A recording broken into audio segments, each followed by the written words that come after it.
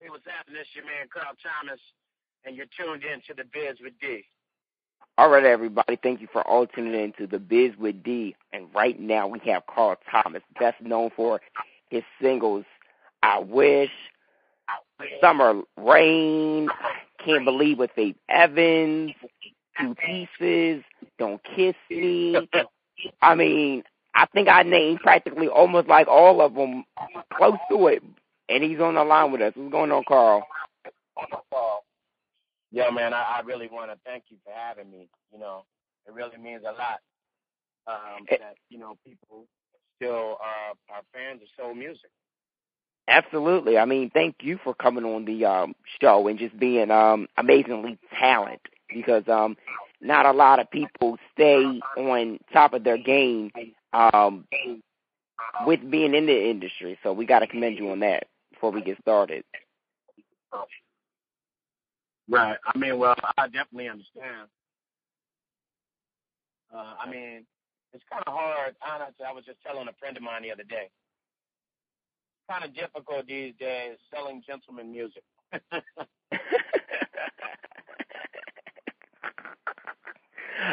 It is. It's cool though. It is, and selling gentleman music and selling gentleman culture. That's so true. And I've got a bit. What are you going to say? It is a bit.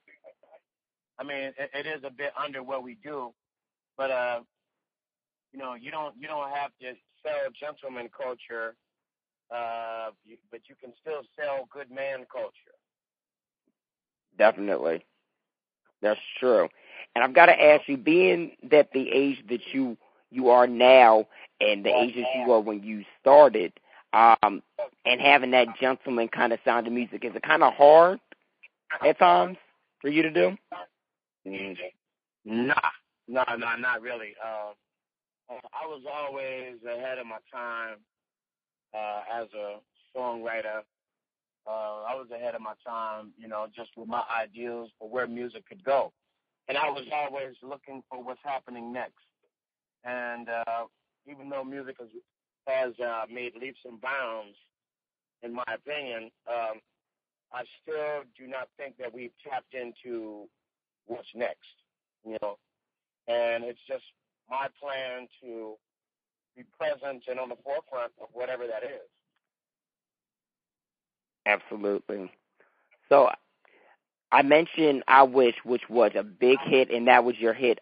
Your first single was "Bad Boy," and I've got to ask, how was it working with Puff and the Bad Boy team? Well, I mean, first let me say that Bad Boy was the greatest college of the music business that I'd ever went to. Mm-hmm. And working with Puff, you actually learn to be a perfectionist by simply being around him and just being a sponge, around him. And after a while, you just really just pick it up. Definitely. I mean, he's definitely a perfectionist. He has to cross every T and dot every I with the music that he's doing. And he was really, really, the most memorable thing about Bad Boy was the quality control. He was really, really into quality control and making sure that no meal left the studio uncooked. Definitely. And I've had tons of people that have been signed to Bad Boy, and they've said the same thing that you're saying. And I mean, he definitely is a perfectionist. I mean, even when he did the last album with working with Dirty Money, that took some time. I mean, you didn't even know that. Right. Yeah, I mean, he does. Puff is not like he's not like a lot of cats, these days. Like, he's the type of person that he really doesn't mind taking 9 months to a year on an album if that's what it takes. But Mm-hmm. he definitely does not believe in selling wine before his time, boy. I'll tell you that much. That's true. He does not. And your to your albums, how long does like the process of it generally take for you? I mean, to put the whole emotional album together, you know, it took about 9 or 10 months. You know, and a lot of that time was spent just searching for the right songs. You know, I don't think that enough artists put enough emphasis on that. You know, searching for the right songs, because I mean, you can have a bunch of talent. I mean, the Los Angeles Lakers are proof to that effect. You know, this very season, you can have a bunch of talent, but if you don't really have a plan, then, you know, what good is having talent? Mhm. You know, what good is having a bunch of talent with no plan? That's a good point. And I don't think people nowadays understand how important it is to have a plan. No matter what industry it is, be it music, Right. be it in pharmaceutical, being a photographer. I'm mad I said that, and I'm kind of talking about a situation right now. But it's true though. You know, you absolutely have to have a blueprint. You have to have a plan. You know. Most definitely. And I do know that you earned a Grammy nomination with working with Chaka Khan and Yolanda Adams. Can I ask, you know, how does that make you feel to know that you had received a Grammy nomination? Well, I mean, you know, that's actually my second nomination. You know? but you know, it just you know, we do this to be appreciated, and it just feels good. You know, it doesn't really take winning for me to feel appreciated or recognized. The mere fact that the Academy would recognize me in that aspect, you know, is notice enough for me. Although it would be wonderful to win one, but you know, God has His perfect timing for everything. Definitely, He definitely does. And I have to ask you about the recording process of Emotional, the first album. I know we kind of previously spoke about how, you know, it takes you, you know, some time to record it. But with that album, how was the flow of the recording process, just overall? Well, I mean, the flow was really cool. You know, the flow of actually doing the album, you know, it was really, really, really cool. I really didn't run into any problems recording that album, because you have to understand that there was no standard created. So basically, you know, Puff just let me go out there and record the records that I felt, you know, that I needed to. I mean, sometimes he would come to me and say, try this record, or but not really, not that much, you know. So in that aspect, he really allowed things to flourish, you know. So that album was just I had a very organic experience recording that album, you know. Because I have recorded other albums where, you know, I was under the gun of someone's money, you know, but Puff never treated it like that, because, you know, I guess he always felt like, you know, if they felt rushed, it's going to sound rushed. Right. And that's a big problem nowadays. We hear the albums that sound rushed. We hear the songs that sound rushed. And we look at these projects visually that are clearly rushed. Right. I definitely understand. So I can dig it. And now your latest album, Conquer, I mean, it was definitely empowering, just as the name itself and the tracks. I mean, Don't Kiss Me featuring Snoop Dogg, which was written and produced by Rico Love. Phenomenal guy. How was it working with those two on that single? Well, you know, it's funny because in that aspect, you know, Snoop and I have you know, been friends since we were teenagers, and you know, we kind of we always wanted to work together, but just we never really understood how the contrast would work. So, we just really got together at this stage in our careers and just said we really don't care. We really don't care how people perceive it. We're going to, we want to do some good music together, and that's just really what it was. Right. And when you recorded that album, like, what were some of your favorite records, like, recording? Recording, some of my biggest records recording that album, I'd have to say, records like Dreamer and Running and things like that. Mm-hmm. I mean, not Dreamer, but the records like Running and records like Round 2 and Conquer, things like that. That just, just really gave me a boost while I was recording them, Most definitely. And going back to Don't Kiss Me, the music video. Now, I have to ask you, when you shot the music video for that, what gave you that concept right there? What do you mean, the concept for stepping? For the just for like the music video, like what gave you that particular concept for it? Well, because I really wanted to approach everything from just having a sexy night out. Mm-hmm. It was just really surrounded by the concept of having a sexy adult night out. That's a good way to put it. It's a very grown way to put it. That's what's up. I can dig it. I was just curious because I liked the video and it was well shot. With your videos always it's great, but I just liked how it was real laid back in the club. There were ladies. There was the smoking atmosphere, but it was real grown. It wasn't over the top. How some of these music videos with the younger R&B artists of the new generation, where it's just like going crazy. Not saying anything's wrong with Trey Songz doing a music video the way that he does.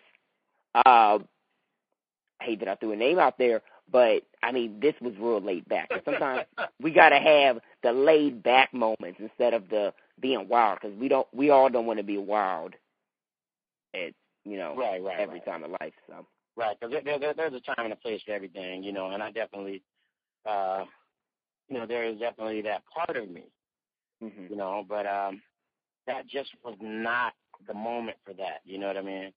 That was just not the moment for that. It was just time for the grown folks to have their time. And, a lot of the younger people, they have their thing, and I would be, so it was just basically me creating a moment. And I would be creating more moments like that, because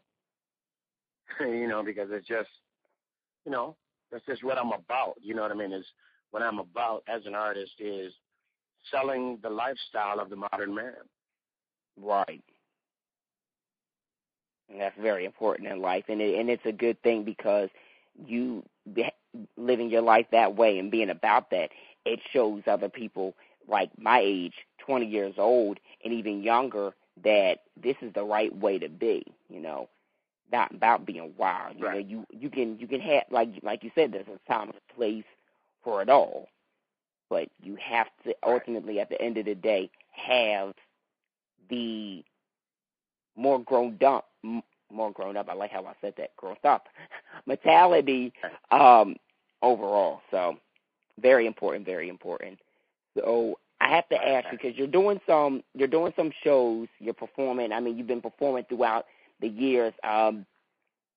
Even after Bad Boy, you're constantly doing shows.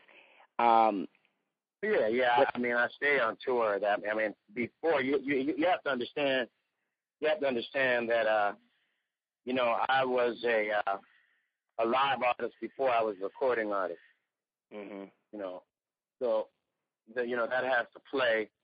That absolutely has to play into everything that I'm doing. Certainly.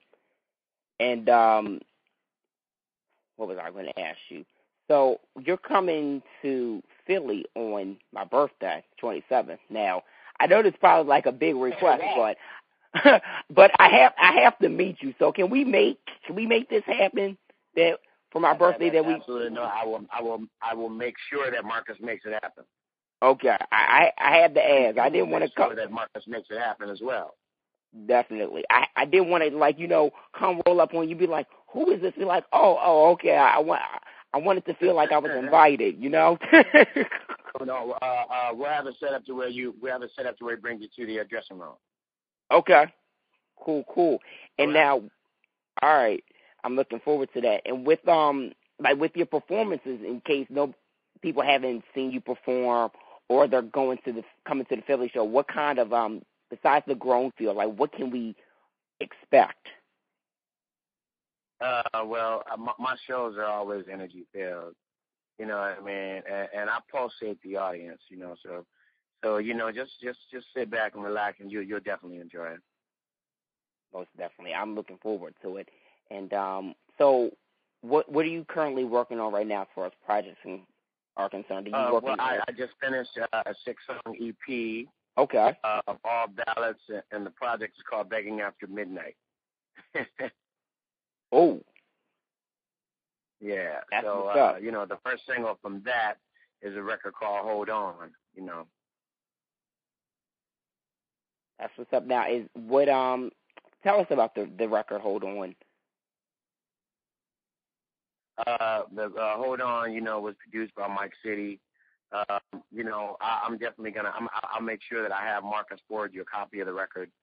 Okay. We are mixing it right now, so when we get done with the mix, I'll just have him shoot you some of the music, But it is definitely in the tradition of, the great balladeers, of our time. So, it's something that I should have tackled a long time ago. The two biggest requests that I get in my career is for me to do an all-ballad project and for me and Faith Evans to do a duet album. So yes. I at least get to handle one of those, Uh-huh.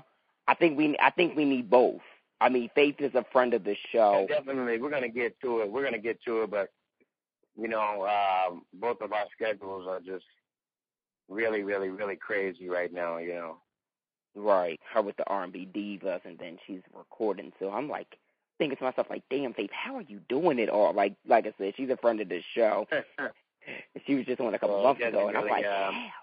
Yeah, our schedules are really, it's just, it's kind of difficult. I can't be I'm just involved in something that I can't be pulled away from at the moment, Right. The minute I'm about to actually put touring on hold for a moment. I just started a new company called the Odyssey Music Group. So I went from doing my shows on weekends, to chilling during the daytime to being in an office every morning.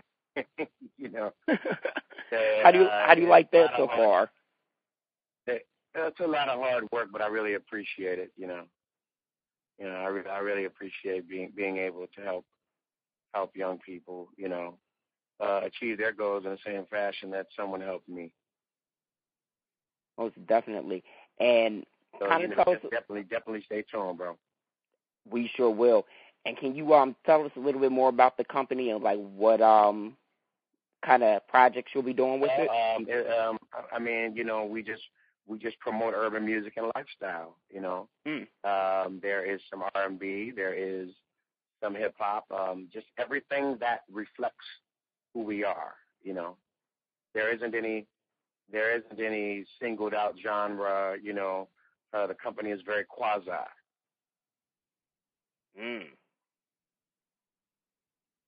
That's going to be really dope. I am definitely going to have to stay tuned, and you got to keep me up to date with all of that because I'm really excited. And so, hey man, I really, really appreciate you. I really appreciate your love and you reaching out. And anytime. I definitely hope that your readers, enjoy what it is that they see. Absolutely, and they definitely will. I mean, because you are one of the artists where everybody's like, David, get Carl Thomas. Or I told some people, like, oh, you're gonna get Carl Thomas. It was like, I had no clue that you were about to do that. So they weren't even expecting that was about to happen, because I always like to throw like a Faith or Brandy or you or Anthony Adams, so they can be like surprised. Because I don't want them to ever be like, oh yeah, David's predictable. I'm not predictable because next week I might have a porn star and a photographer. So, wow. I mean, it's true. Be versatile. Yeah, you have to. You definitely have to. And so, for my last question, because I know you got to get back to doing what you were doing because you're in the car. As far as the EP is concerned, when can we expect for that to come out? Be looking for the first single in July. Okay. All right. Be looking for the first single in July, and remember, it's called "Hold On." We definitely will be looking out for that. I'm looking forward to hearing the single, the EP. I mean, I can't wait to see you perform in Philly. That's going to be phenomenal. Absolutely. And I just tried the single out at a concert that I just did in New York at SOB's. Okay. On Easter night, and it went over very, very, very well. So I'm excited as well. Yeah. Oh, because Corey was posting about that. Yeah, it seems like that. Yeah, the event did seem like it did great. I mean, his events are phenomenal. So shout out to Corey real quick, because he really does his thing with R&B Spotlight. Right. He really does. Well, Carl, thank you so much again for this interview. Any final remarks and social media sites that you want to shout out so everybody can just keep up to date with you? Absolutely. You can reach me at Feeding Around Thomas on Twitter. You can reach me